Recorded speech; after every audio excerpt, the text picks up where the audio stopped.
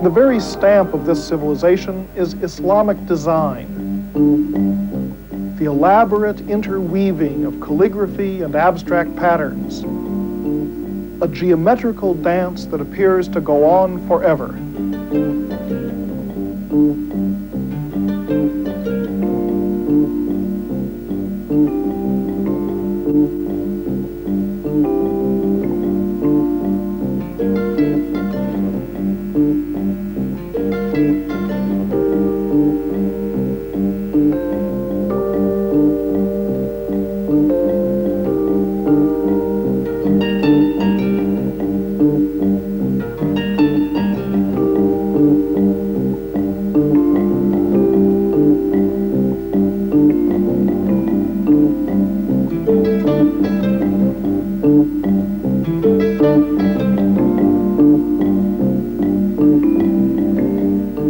We often call these intricate Islamic patterns arabesques, and this implies that they were a purely Arab invention.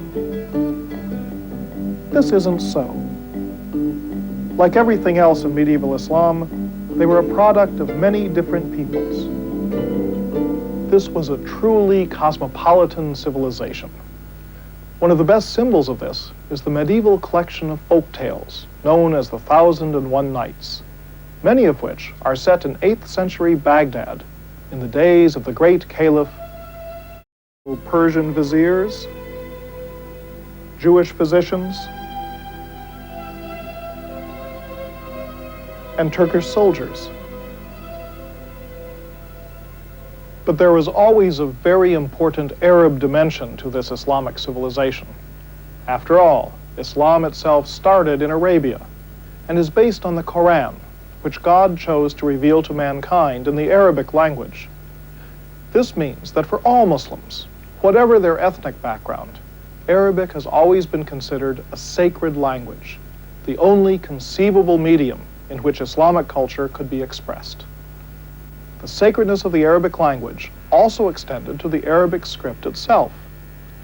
Even though the languages of the Iranians and the Turks, for instance, were quite different from Arabic, once these two peoples converted to Islam, they chose to write their languages in Arabic script.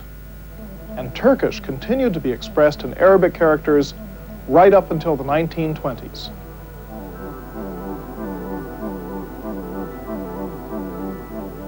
And the Persian language is still written in Arabic letters even today.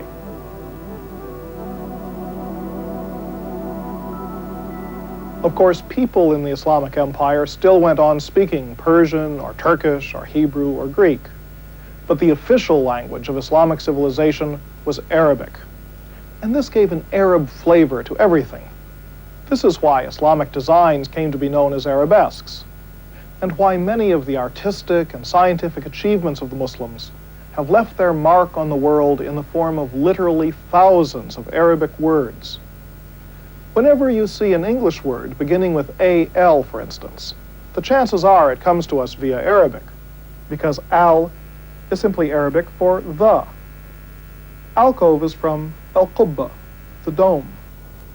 Almanac is from el-Munach, the calendar, the record of what's happening in the skies. Algebra is from al-Jabr, which means the reduction of arithmetic to a better form. Algorithm derives from the name of the Muslim mathematician, al-Khwarizmi. Alchemy stands for al-Kimya, the chemistry, and so on.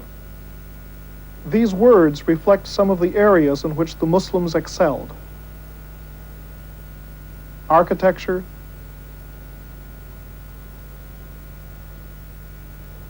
astronomy,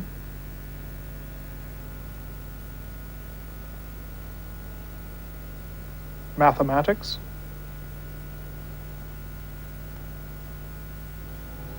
chemistry. The Muslim alchemists were looking for the elixir, another Arabic word, a special chemical preparation for turning base metals into gold and for prolonging life. They never found the elixir of life, but in searching for it, they laid the foundations of modern chemistry. They also made great strides in saving life and in healing the sick.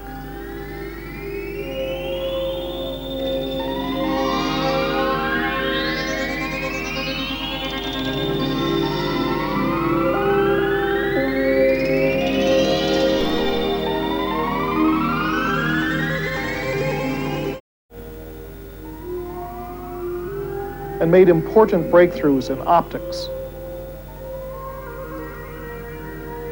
and surgery. All of this may look primitive by today's standards, but we should remember that these are pictures from 1,000 years ago, when Islamic medicine was much more advanced than anything going on in Europe. One of the most famous Muslim physicians was a 9th century Iranian by the name of Al-Razi, who was known in the West as Razis, and who wrote many influential medical works. Another great Islamic physician and philosopher was also an Iranian, Ibn Sina, or Avicenna as the Europeans called him. Avicenna completed a medical encyclopedia at the beginning of the 10th century called the Canon of Medicine, which is the most famous single book in the history of medicine in both East and West, and which was used as the standard medical text throughout Europe until the 17th century. The Muslims not only did pioneering work as physicians, but along the way they also developed two institutions that had never been set up on an organized basis before: the hospital and the pharmacy. And they built a network of these therapeutic establishments throughout the Islamic world, so that wherever people traveled, they could have access to health care and medication. But the Muslims also believed that what happened on earth was very much influenced by what happened in the heavens. They were fascinated by astrology and astronomy.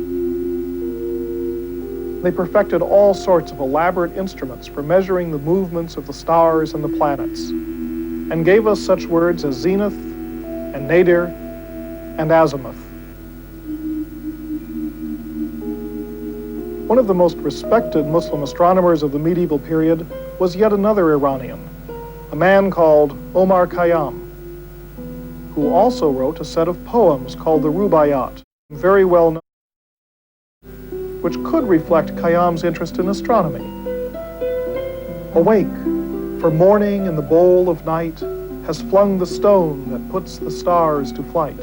And lo, the hunter of the east has caught the Sultan's turret in a noose of light. So between the 7th and the 12th centuries, the inhabitants of the Islamic Empire made great progress in all areas of intellectual life, particularly in the sciences. But to do science, you need to do calculations. And to do calculations, you need numbers.